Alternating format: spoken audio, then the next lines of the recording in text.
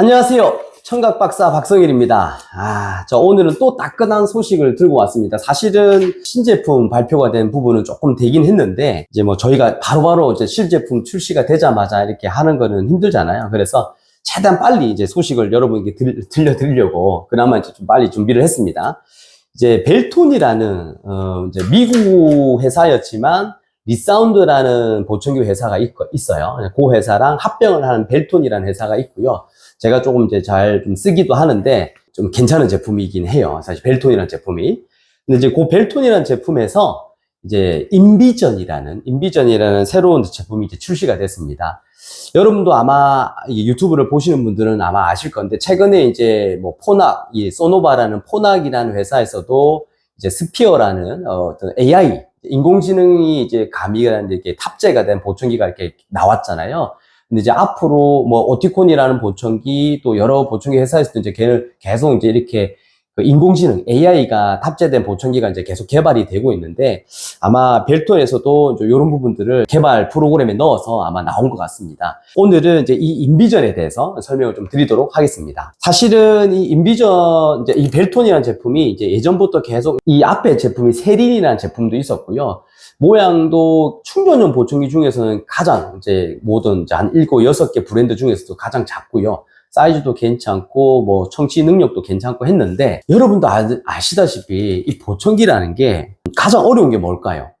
이 설문조사를 했습니다. 설문조사 했는데 한 80% 가까이가 보청기를 착용한 사람들이 어려움을 얘기를 하는 게 소음 속에서, 여러 사람이 있는 그죠? 한 식당이라든지 카페라든지 길거리, 이렇게 소음이 많은 곳에서 대화하는 게 어렵다. 무슨 말이냐면은, 우리 말소리가 신호음이라고 보면요, 신호음 대비 이 소음 소리가 너무 크게 들어오는 거예요.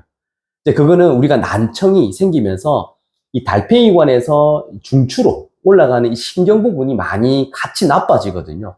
이 신경 부분이 50% 왔다 갔다 하는 수준 정도밖에 안 되면은, 이 소리가 여러 가지 소리가 들렸을 때 이 보청기로 통해서 좀 보완되더라도 이 소음을 잡아주는 기능이 현저히 떨어집니다.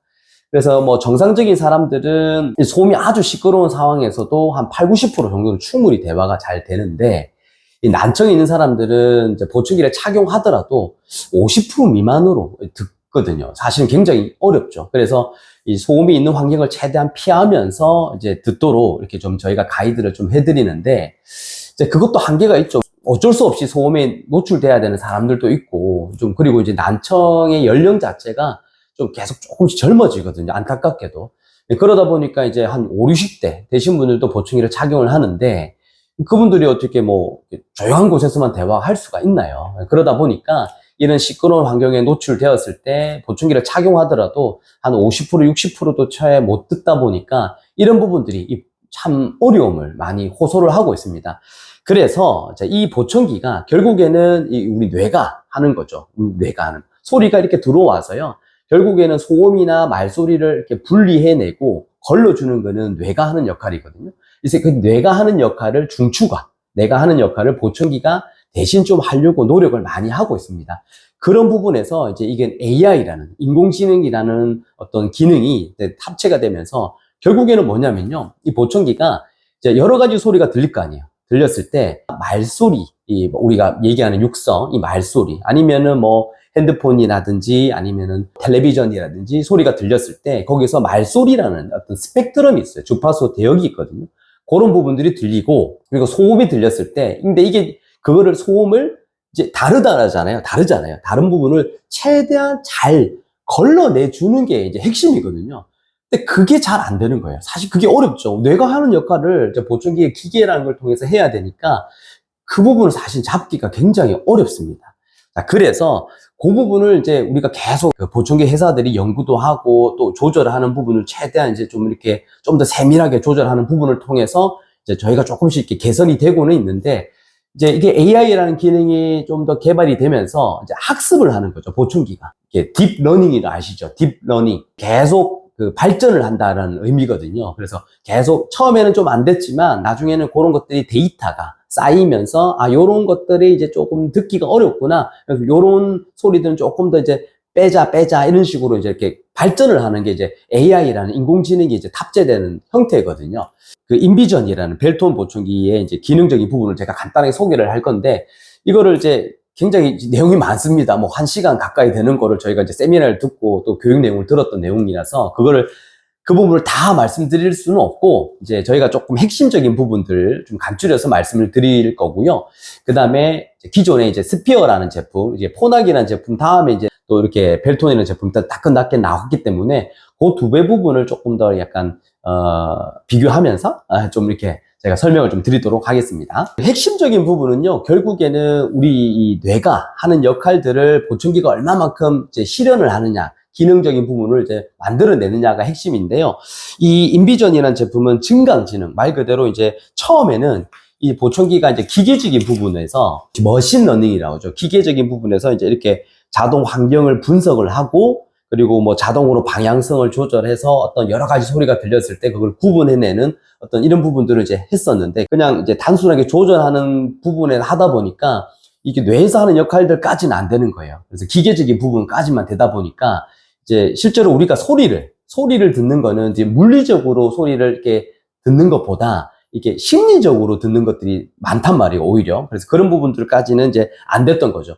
그래서 이 AI라는 기능이 나오기 전까지 이제 딥러닝, 아까 말씀드렸죠. 이렇게 조금 더 인간의 뇌를 좀 닮아가는 계속적인 학습을 하는 어떤 그런 부분으로 말씀드렸고, 이 인비전에 탑재된 AI 기술이 이제 약간 오티콘의 DNN이라는 그 부분하고도 같은 아마 그 알고리즘을 쓰는 것 같은데, 뉴럴 네트워크라는 부분을 씁니다. 이게 뭐냐면은, 딥러닝, 아까 말씀 딥러닝의 핵심 엔진 역할로서 이 다중 구조의 뉴런이라고 있어요. 이 뇌를 이제 뉴런이라거든요. 이 뉴런을 통해서 여러 가지 데이터들을 단계별로 분리해내는 작업들을 이 이제 보청기가 할 수 있다라는 부분이고, 보통 보청기가 이렇게 반도체 있잖아요. 반도체. 우리 조그만 핸드폰에도 들어가고 하는 반도체. 그 메인 칩이 있어요. 앰플리파이어. 이렇게 메인 칩이 한 개가 보통 들어가거든요. 근데 이제 이게 아까 포낙이라는 스피어라는 제품에서도 두 개가 탑재가 되고요. 듀얼로 두 개가 탑재가 되고, 요 벨톤이라는 인비전 제품에서도 두 개가 탑재가 됩니다. 그래서 이제 아무래도 칩 자체가 한 개만 탑재됐을 때보다는 두 개가 탑재가 되면 어떨까요? 훨씬 더 좀 빨라지겠죠. 왜냐면 여러 가지 소리가 들어왔을 때 그 부분을 조금 더 세밀하게 구분해내는 능력이 생기고, 소리라는 부분을 이렇게 처리하는 속도 자체가 훨씬 빨라질 수가 있습니다. 그리고 좀 정확해질 수가 있는 거죠. 그런 부분에서 좀 더 좋아진 부분이 있는 것 같고요.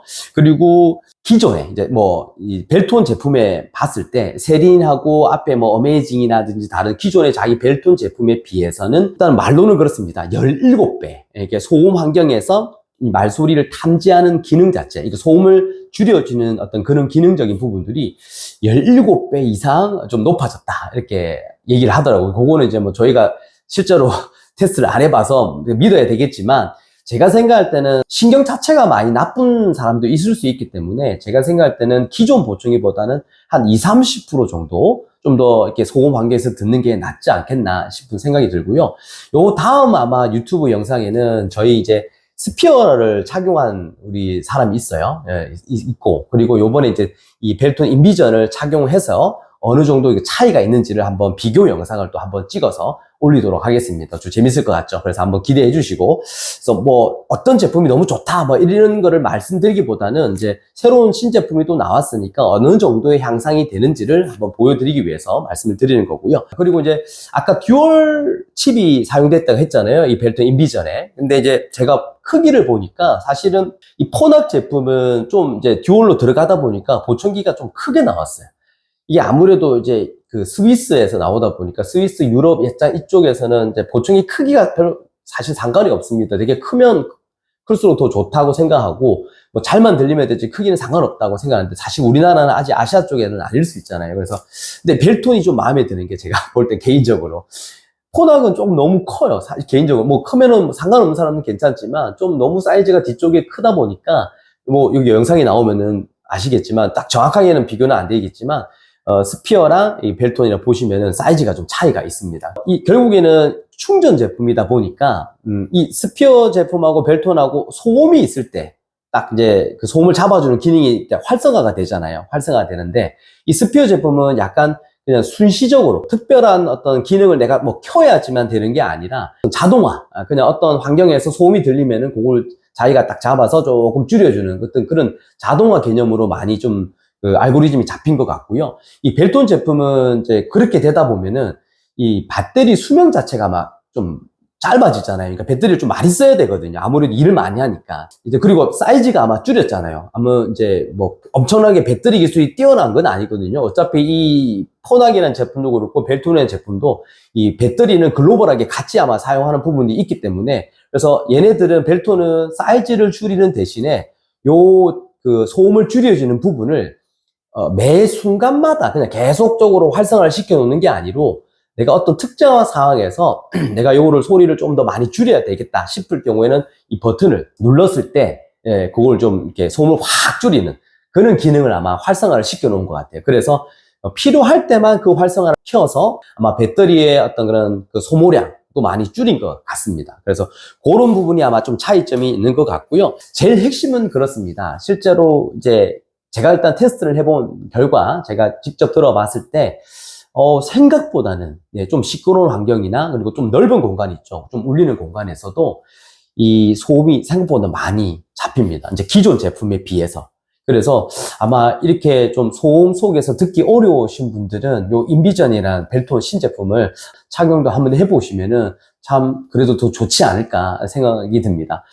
이제 좀 희망이 그래도 생겼어요. 사실은 보청기가 그냥 증폭만 하는 부분이 아니라 계속적으로 좀 발전을 하긴 했지만 좀 지지부진하는 부분들이 없잖아 있었는데 이런 AI라는 기술적인 부분들이 좀 업그레이드가 되면서 아마 여기서 조금 더 점핑이 좀 더 되지 않을까 싶은 생각이 들어서 난청인들에게 좀 희소식이 아닐까 생각이 듭니다. 그래서 오늘은 이제 벨톤의 인비전 신제품에 대해서 소개를 드렸습니다. 네, 감사합니다.